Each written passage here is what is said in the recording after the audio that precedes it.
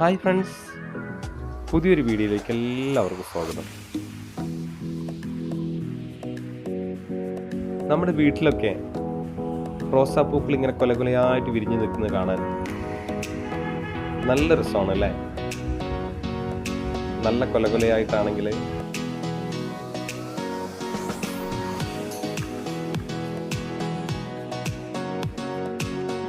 ഇത് കണ്ടില്ലേ, നല്ല മനോഹരമായിട്ടിരിക്കുന്നു.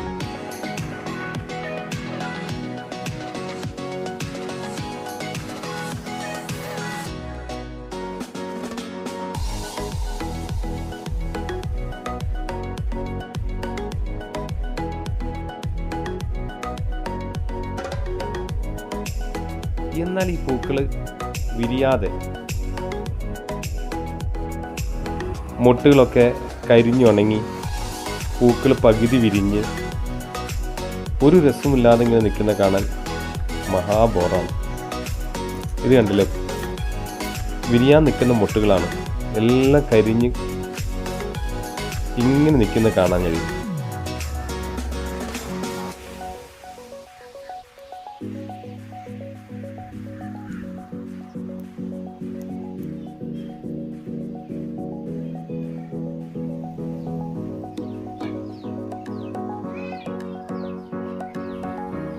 അതുപോലെ ഈ ചെറിയ തരം പ്രാണികൾ, മുഞ്ഞ പോലെയുള്ള പ്രാണികൾ,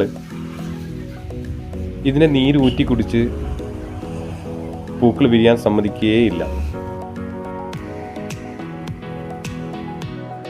കുറെ അന്വേഷിച്ചപ്പോഴാണ് ഇതുപോലെയുള്ള ടാറ്റ മാണിക് എന്നൊരു സാധനത്തെ പരിചയപ്പെട്ടത്. അതിതേപോലെ നല്ല എല്ലാ ചെടികളിലും സ്പ്രേ ചെയ്ത് കൊടുത്തു.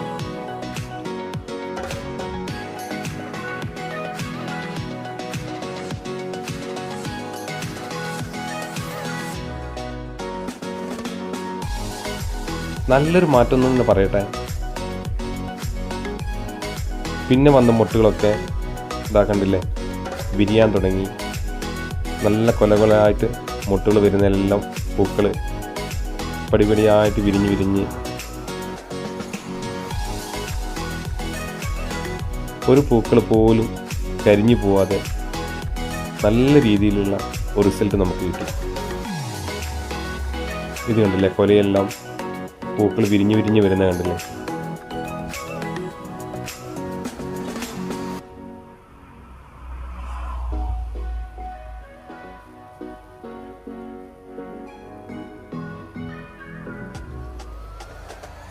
പിന്നീട് വരുന്ന പൂക്കളെല്ലാം നല്ല വൃത്തിയായി നല്ല രസമുള്ള പൂക്കളായിട്ട് നിറഞ്ഞു നിൽക്കുന്ന കാണാൻ കഴിഞ്ഞു. എല്ലാം കൊലകൊലയായി നല്ല ഭംഗിയോടുകൂടി പല കളറിലും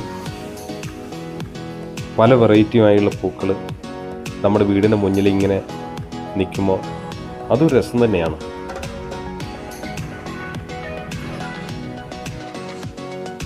ഒന്ന് രണ്ട് പേരെന്നോട് ചോദിക്കുകയുണ്ടായി,